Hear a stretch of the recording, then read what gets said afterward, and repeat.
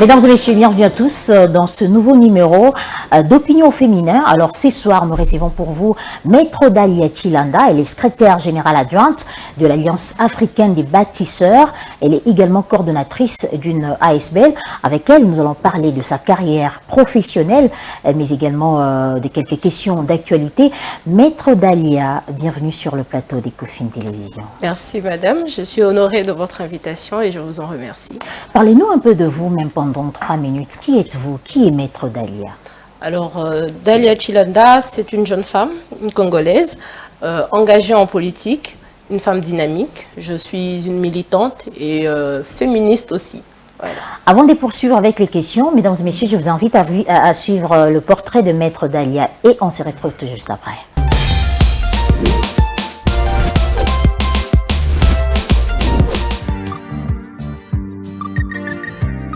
Âgée de 27 ans, Dalia Chilanda est issue d'une famille de 8 enfants.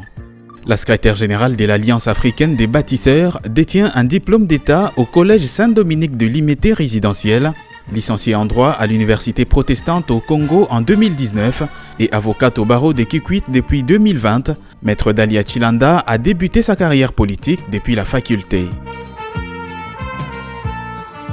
Tout d'abord, au sein des mouvements citoyens et syndicats d'étudiants, c'est en 2017 qu'elle décide de rejoindre le PPRD, parti cher à Joseph Kabila, ancien chef de l'État congolais. La coordinatrice nationale de la fondation Equitas a intégré la formation politique Tous pour le Congo, TPC en sigle, en 2021, en qualité de secrétaire national en charge de la sensibilisation. C'est en 2022 que celle qu'on appelle affectueusement la réserve de la République occupe le poste de secrétaire générale adjointe de l'Alliance africaine des bâtisseurs. Elle est également coordonnatrice nationale de la Fondation Equitas, une structure qui milite pour l'amélioration du système judiciaire, la promotion et la vulgarisation des textes des lois, ainsi que la lutte contre les antivaleurs en RDC. Cette association œuvre également dans l'éducation, l'accompagnement des enfants en conflit avec la loi et les droits des femmes.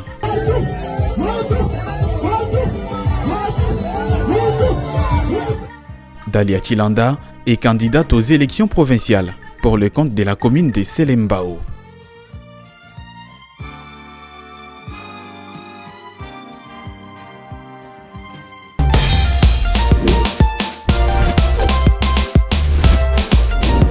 Voilà, des retours sur ces plateaux. Je le disais tantôt, Maître Dalia est secrétaire générale adjointe de l'Alliance africaine des bâtisseurs, mais également coordonnatrice d'une ASBL. Dites-nous comment vous faites, comment vous assurez toutes ces responsabilités? Alors, de première vue, ce n'est pas évident, mais je crois que j'aime ce que je fais et je me suis lancée...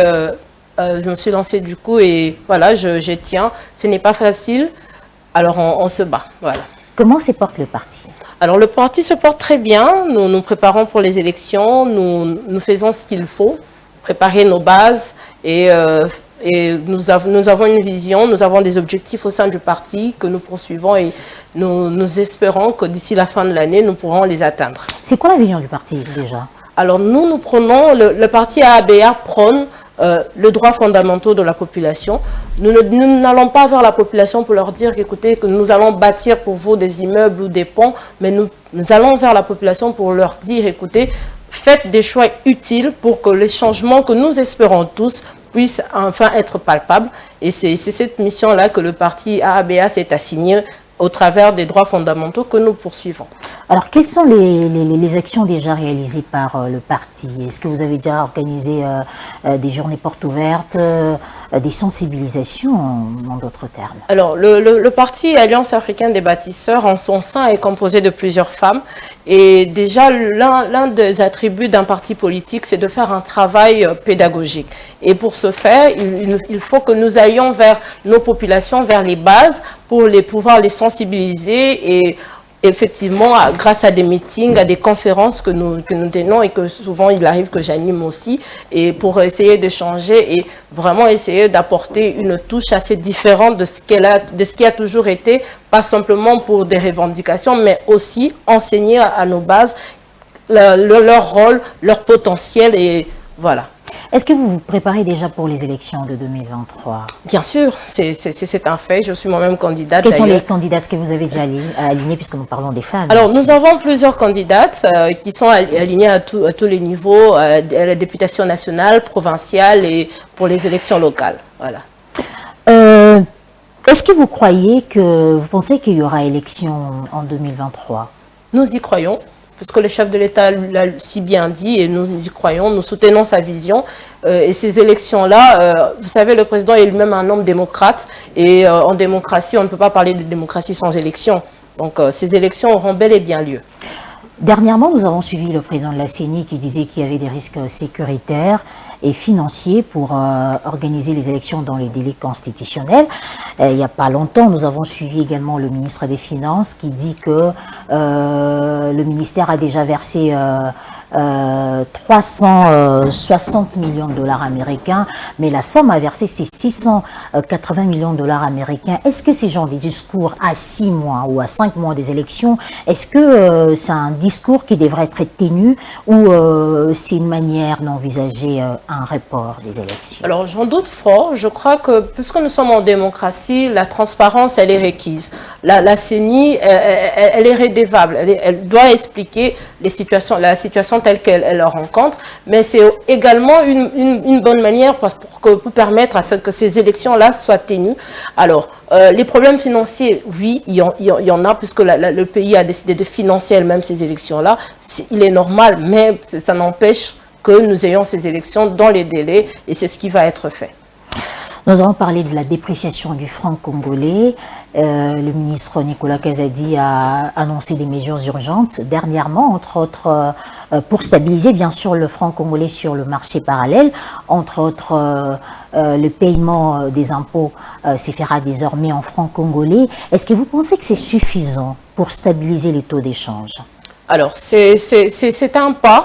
Certes, autour de la dépréciation du franc congolais, il y a plusieurs questions qui se soulèvent en même temps, mais déjà c'est un pas, c'est un point majeur, parce que vous savez, à un certain moment, on s'est rendu compte que même les impôts, c'est payé en devises, alors ce qui n'était pas normal. Alors aujourd'hui, avec la proposition engagée par le ministre lui-même, c'est qui va permettre aujourd'hui que la demande du franc congolais puisse augmenter vis-à-vis de la devise, puisque désormais, tout va reprendre au niveau des banques, les paiements doivent se faire en francs et ainsi de suite. C'est pour permettre à ce que le marché de change puisse pouvoir respirer, parce que la population compte énormément sur cette avancée.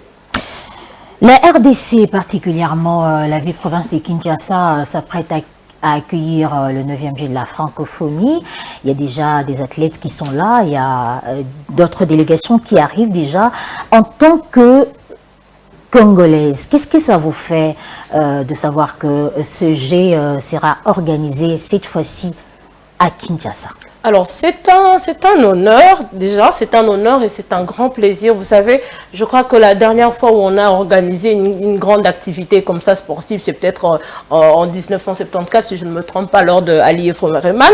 Donc, c'est un honneur et ça va permettre à la RDC de revenir sur la scène sportive internationale parce que ça fait très longtemps, nous n'avons plus organisé des CAN ni de CHAN. Mais il y a quand même une insécurité qui persiste dans notre pays. Est-ce que ça ne sera pas un frein pour la tenue pas du tout. Vous savez, le gouvernement a déjà tout mis en place. N'en déplaise à certains qui veulent tirer des ficelles pour essayer d'exagérer un peu là-dessus. Mais le problème sécuritaire, le gouvernement l'a si bien dit, tout est prêt pour que les choses se passent dans les délais. Déjà, les Jeux seront lancés ce 28 juillet d'ailleurs. Tout est prêt pour que ça se passe dans les meilleures conditions et que la RDC puisse rayonner de mille feux. Vous êtes quand même membre d'un parti politique et dernièrement nous avons vu un député être assassiné, un député national. Quand vous avez appris la nouvelle, quelle a été votre première impression? Alors, par rapport à l'assassinat de M. Chéribin Okende, l'honorable, alors c'est très difficile. Puisque c'est déjà quelqu'un que j'admirais beaucoup et que je connaissais personnellement.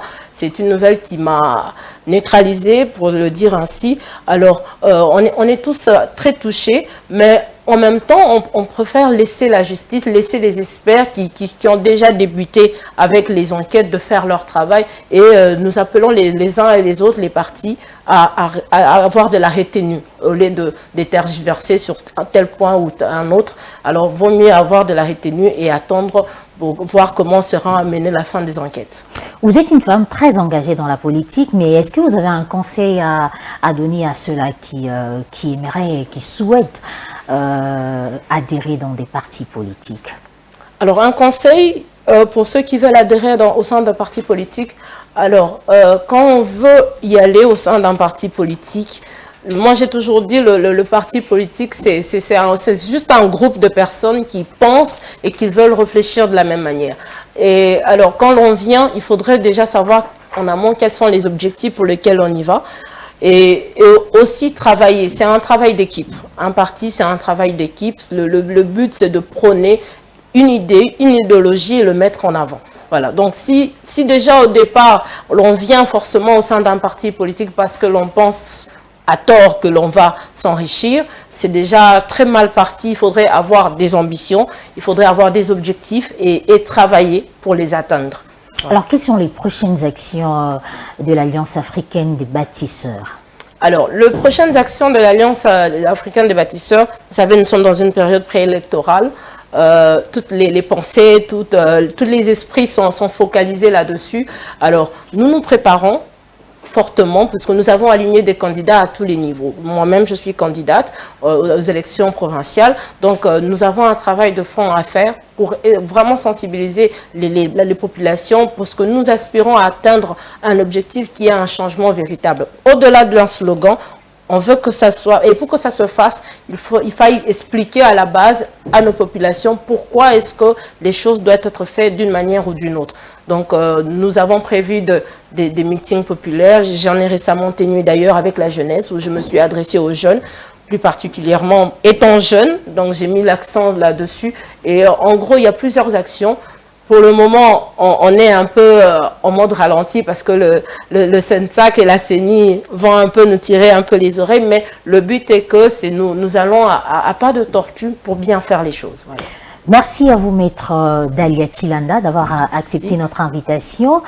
Et j'espère que ce n'est pas la dernière fois. Hein. Non, je reviendrai.